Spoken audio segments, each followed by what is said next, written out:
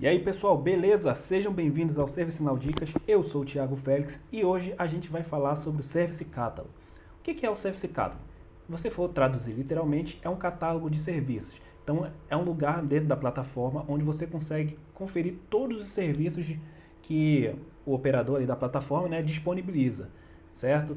Então podem ser seja solicitações de coisas, né, para pedir para trocar uma senha, para criar, para solicitar férias, tudo mais, seja para solicitar às vezes produtos, né? Se a sua empresa, se a empresa que está usando ali a plataforma permite a compra compra entre aspas de materiais via pela plataforma. Então, vou mostrar aqui como é que funciona, né? A nossa visão do Service Catalog. Então, esse é o Service Catalog, certo? A gente tem várias categorias, certo? A gente pode dividir inclusive em catálogos diferentes para dependendo do tipo da amplitude de serviços que a empresa oferece e tudo mais. E aqui a gente pode solicitar, tem as várias categorias que a gente pode solicitar. No caso aqui, por exemplo, podem ser serviços, né? A gente pode adicionar ou remover usuários de um grupo, a gente pode criar uma nova conta de e-mail, né? No caso, um e-mail corporativo e tudo mais. Essa seção de Can We Help, né? Precisa de ajuda com alguma coisa, a gente pode trocar uma senha, a gente pode criar um incidente.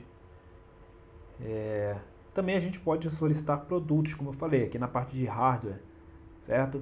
A gente tem aqui, ó, um MacBook, por exemplo, a gente tem um iPad mini, e aí nessas partes a gente tem até os valores, certo?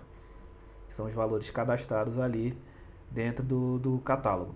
Então ele funciona mais ou menos como um e-commerce, né? Um site como a Amazon, como o Mercado Livre da vida. Você inclusive tem um carrinho, certo? Que às vezes a empresa pode pedir para desativar essa opção do carrinho e tudo mais, mas por padrão ele vem com essa coisa do carrinho ativada. E aí você faz mais selecionando os seus serviços e os seus produtos conforme você vai fazendo numa loja virtual. Beleza? Então, e aí, aqui dentro a gente precisa fazer duas diferenças, né? Existem dois tipos de itens diferentes que aparecem aqui dentro do Service Catalog. O primeiro são os itens de catálogo, né, propriamente ditos, né? Que é o item de catálogo, o que ele gera? Ele gera uma requisição, né, uma request, e com essa requisição ele gera, também tem os vários requested items, né, que são os itens solicitados. Então, por exemplo, quando você coloca num carrinho vários itens, né, ali vários itens de catálogo e tudo mais, ele gera uma única requisição e aí com vários itens solicitados. Então, os itens de catálogo sempre vão entrar nessa estrutura de gerar né, a request e a requested item, que é a famosa hitting ou hitting, dependendo de como você pronuncia. Já os record producers, eles vão, como o próprio nome diz, eles vão criar registros em outras tabelas. Então, em vez de criar uma solicitação, né, uma requisição em um item de solicitação, ele vai criar um registro numa tabela, por exemplo, como a gente tem aqui de criar ou incidente. Então, esse registro aqui, né, quando a gente der o submit nesse formulário, ele não vai criar uma requisição nem uma hitting. Ele vai criar um incidente na tabela de incidente mesmo, certo? Então, essa é a grande diferença entre o record producer e os itens de catálogo. Também dentro da parte de itens de catálogo, você pode definir um fluxo específico, né, através do flow design ou do workflow. A gente vai falar isso já já. Então, vindo aqui para a nossa tela inicial, como é que a gente pode criar um item de catálogo, certo? A gente tem aqui a nossa opção Maintain Items, certo? A gente pode criar, inclusive, os itens, a gente pode criar novos catálogos, como eu falei, a gente pode criar as categorias, pode criar categorias dinâmicas e tal. A gente tem várias opções, né, de configurar esse Service Catalog. O mais padrão é a gente criar itens, né, itens de catálogo. Então aqui em Maintain Items, aqui ele aparece todos os nossos itens de catálogo. E aí eu vou criar o nosso item, que vai ser o item 01. Então aqui nessa tela o que a gente tem? A gente tem o nome do item, a gente tem os catálogos que ele está atrelado, então ele pode estar atrelado a mais de um catálogo, certo? Que dentro da plataforma por padrão a gente só vê esses dois, Service Catalog e Technical Catalog. Vou colocar aqui no Service Catalog, mas a gente pode selecionar mais de um, como eu falei. Categoria, assim que a gente seleciona o catálogo, a gente tem a opção da categoria também, onde ele vai se inserir. Então eu vou colocar aqui em talvez em serviços, não sei, talvez software.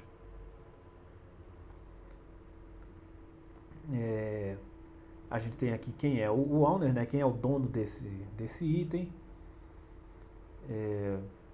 Que mais? A gente pode colocar aqui uma descrição resumida que vai aparecer ali ao lado do item. Então, deixa eu colocar aqui item de exemplo 01. A gente pode colocar uma descrição maior, né? Quando a gente for acessar esse item, de realmente aparecer essa descrição grande. Então a gente pode dizer das instruções e tudo mais. Como aqui eu estou criando um item de catálogo, a gente tem essa aba do Process Engine, que é justamente o que eu falei, que a gente pode associar um flow, um workflow específico para esse item. Então, como a gente tem uma grande variedade de itens, certo? E todos eles são criados aí na mesma tabela, né? Na SC Request, que vai criar a requisição, e na SC Rec Item, que vai criar as hitings. Então, não faz sentido todos os itens de categorias diferentes, de áreas totalmente diferentes, seguirem o mesmo fluxo. Então, a gente pode criar fluxos específicos para serem seguidos quando esse item for selecionado.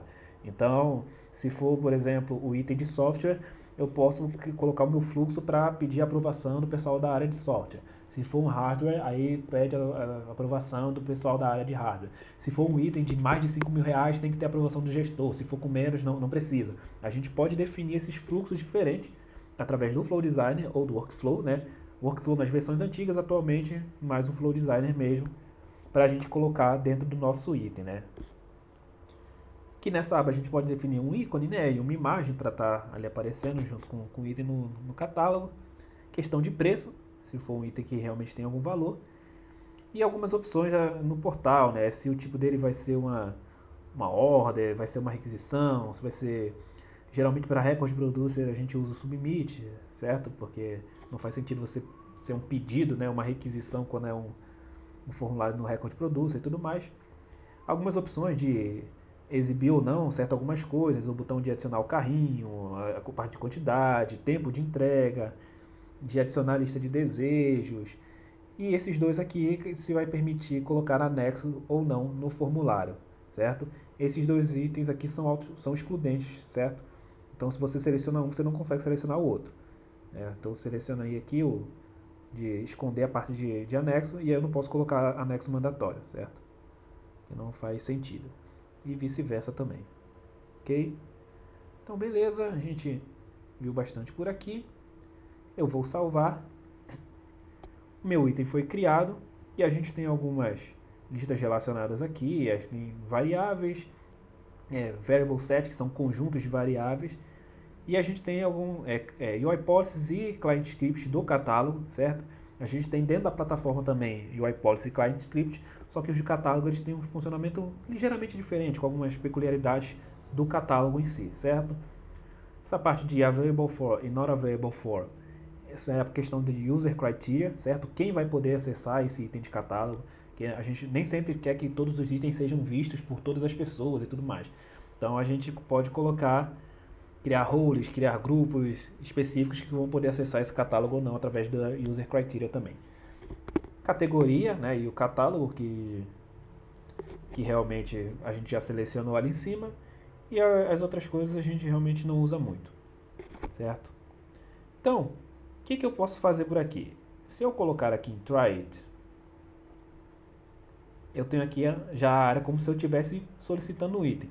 Só que a gente não criou nada para preencher, a gente não colocou mais nada, certo? Então não faz sentido. Como é que eu preencho o meu item de catálogo com variáveis? Por exemplo, o nome do solicitante e tudo mais, esse tipo de coisa.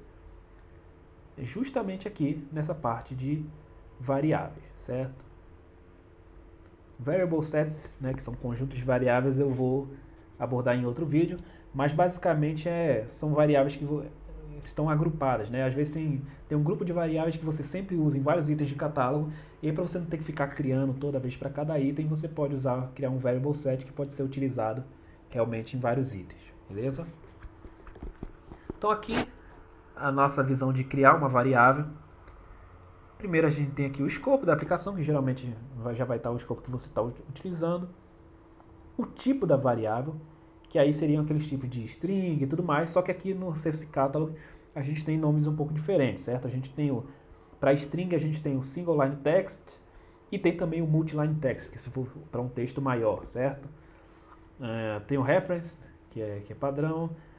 Tem, por exemplo, o yes or no, que é um select box, né? Um choice que só vem yes ou no. O campo choice, que dentro da plataforma é choice, aqui a gente chama de select box. O que dentro da plataforma a gente chama de true false, a gente tem aqui só como checkbox. Item de anexos e tudo mais. Essa parte de container é para fazer divisões, né, para você organizar melhor o seu formulário e tudo mais. Date time, tem lista, enfim, existe uma série de opções aqui de campos que a gente pode usar. Eu vou deixar aqui o nosso single line text, depois eu vou mostrar algumas peculiaridades, certo? Aqui o item, aqui a nossa variável está atrelada. A ordem, que é a ordem que ele vai aparecer ali dentro do formulário, certo? Então começa a aparecer do menor para o maior. Os menores vão aparecer primeiro, os maiores vão aparecer por último. Aí tem uma coisa que é uma boa prática, né, que a gente costuma fazer quando está trabalhando com ServiceNow, que ao invés de usar 1, 2, 3, 4 e tudo mais, a gente coloca 100, 200, 300, 400. Por que isso? Porque quando a gente vai... Se a gente coloca 1, 2, 3, 4, por exemplo, se eu quiser colocar... Eu já criei 1, 2, 3 e 4. Se eu quiser colocar uma variável entre a 2 e a 3, eu não tenho nenhum espaço. Então eu teria que mudar a 3, depois mudar a 4 também e tudo mais, mexer em todas as variáveis que vem depois de novo, também para conseguir colocar uma no meio. Nesse modelo de usar 100, 200, 300, a gente tem bastante espaço para colocar variáveis entre eles. Então eu fiz lá 100, 200, 300, 400. Se eu quiser colocar entre a 200 e a 300, eu posso colocar uma 250, por exemplo.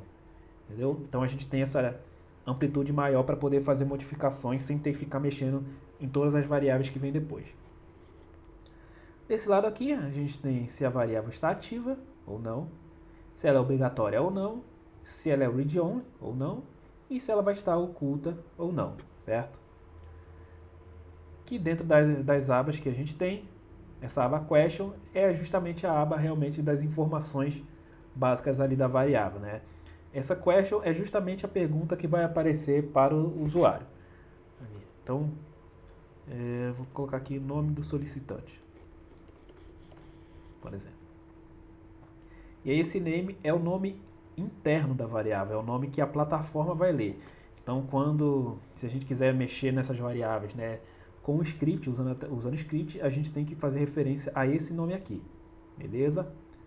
Tooltips são apenas algumas dicas para aparecer ali, texto de exemplo, né, que é aquele placeholder, né, como a gente conhece.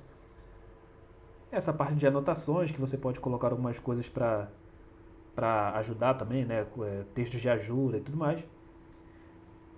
Type Specifications é uma aba importante porque ela vai variar de acordo com o tipo de variável que a gente cria. Então, por exemplo, aqui está no single line text, que seria a nossa string. Esse variable width geralmente sempre aparece para todos os itens, que é só o tamanho, né, que ela vai aparecer ali dentro do container. Mas aqui a gente tem, por exemplo, esse validation rejects. Rejects, se você não conhece, é regular expression, né, é a abreviação de regular expressions, que é basicamente um tipo de códigos diferente que a gente pode usar para fazer validações de coisas. Então, por exemplo, aqui por padrão na plataforma a gente tem e-mail, endereço de IP, número, URL e código postal dos Estados Unidos. Então, se eu selecionar e-mail, por exemplo, ele vai exigir que o formato que a pessoa esteja escrevendo ali seja um formato de e-mail. Então, ele vai exigir que tenha arroba e vai exigir que tenha um ponto, alguma coisa no final, sabe? Se eu colocar número, por exemplo, só vai poder ser números.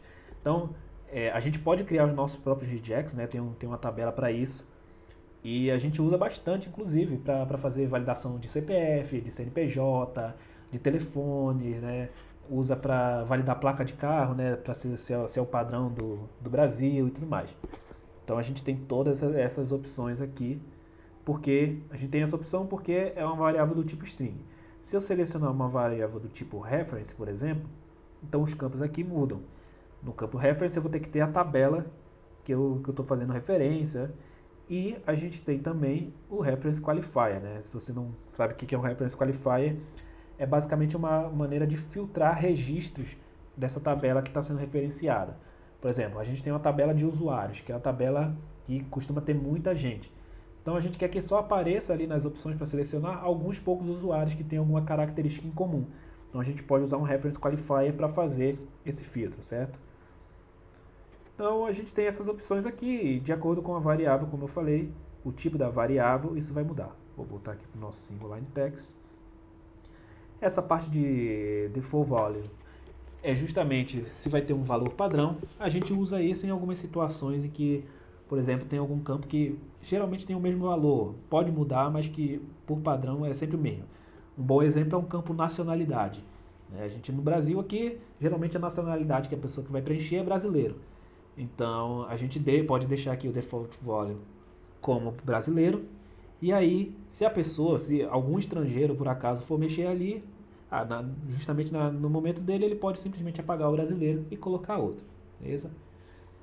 Aqui tem algumas outras opções de auto-populate, né, de ser dependente de outra coisa, permissões, né, de quem pode acessar, coisa de roles e tudo mais, e onde vai estar disponível, né, e tudo mais. Essas coisas a gente não costuma usar tanto. Então, vou dar aqui o meu save.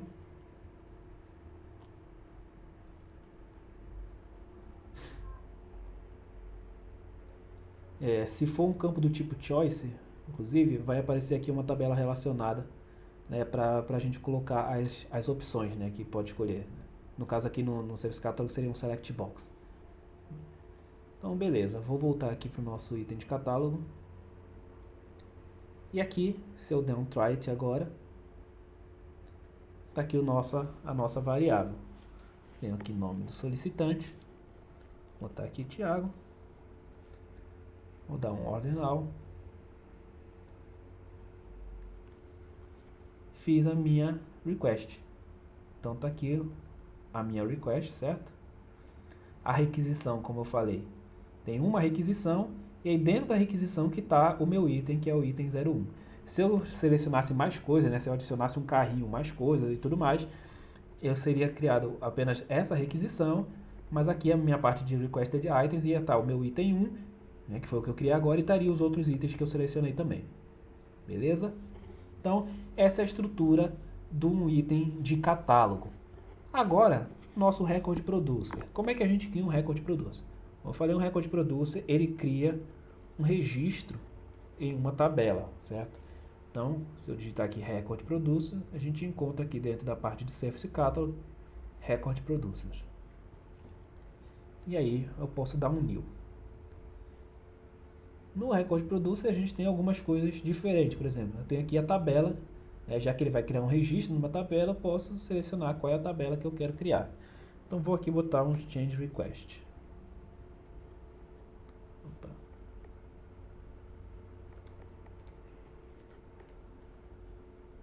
Change request, aqui assim, criar change, por exemplo.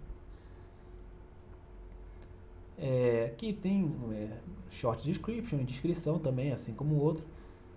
Questão de acesso, né, de qual catálogo ele vai estar, categoria, mais umas coisas de template que a gente pode usar e algumas opções do portal também que a gente pode criar por aqui. Aqui, justamente no Record Producer, a gente tem esse script que a gente pode tratar os dados antes do registro ser criado, certo? Parte de ícone e tal, e imagem. E aqui para onde ele vai redirecionar quando a gente criar o nosso registro. Se ele vai para a tabela, né? Vai para o registro criado, ou se ele vai para a tela padrão do Service Catalog, né? A tela principal do catálogo. Geralmente aqui eu gosto de deixar para ele ir para o registro criado. Vou dar um save.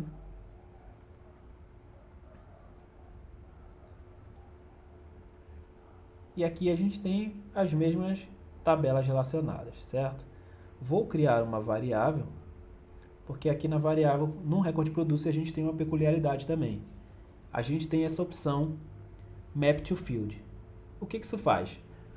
Quando a gente cria as variáveis elas são campos independentes, né? Elas estão relacionadas ali ao Service Catalog. Então, se a gente cria uma variável sem mapear para o campo, ela vai aparecer numa seção de variáveis ali dentro do formulário. Então, Se a gente quiser, por exemplo, uma informação nova que não existe campo criado, por exemplo, dentro da change, aí eu posso criar uma variável que não esteja mapeada. E aí ele vai aparecer numa seção. Nem todas as changes vão ter esse campo, né? Porque só as changes em que esse campo tiver preenchido ali, essa variável tiver preenchida, ela vai aparecer. E aí, mas se eu der o map to field, ele vai me aparecer a opção de eu selecionar qual campo está sendo atribuído para essa variável.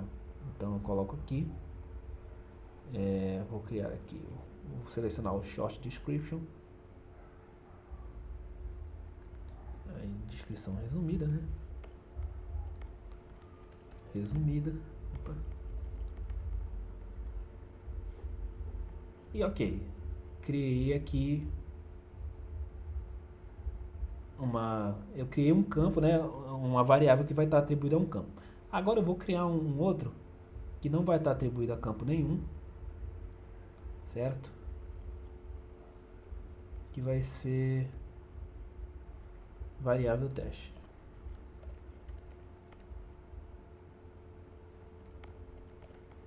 Variável teste. Vou dar um insert aqui. Eu não coloquei a ordem no meu primeiro, certo? Vou colocar aqui, mexer na ordem também, só para ele poder ficar mais organizado. Beleza, vou dar um try. Você vê aqui, ó, que é um submit, né? Porque é um recorde de produto, ele já vem com um submit. Descrição resumida, teste, change, e variável teste variável. Se eu der um submit, ele me levou para minha change request, ok? Minha short description está aqui, teste change 1, e a minha variável, ela não está aparecendo aqui. Por quê? Porque existe uma seção de variáveis que a gente precisa colocar no formulário, certo? Às vezes ela já vai estar disponível aqui por padrão, se não tiver, a gente tem que criar. Eu não vou mostrar criando aqui agora, mas aqui, ó, change variable editor. Vou colocar aqui, dar um save. E aqui nós temos a nossa área de variables. Perceba que a gente tem aqui tanto a variável de descrição resumida como a variável de teste, certo? Porque isso aqui ainda é uma variável. O que ele faz quando dá um map to field é que ele localiza o campo que tem o mesmo nome, por isso que quando ele dá o map to field, o nome já aparece automaticamente para linkar com o campo, certo?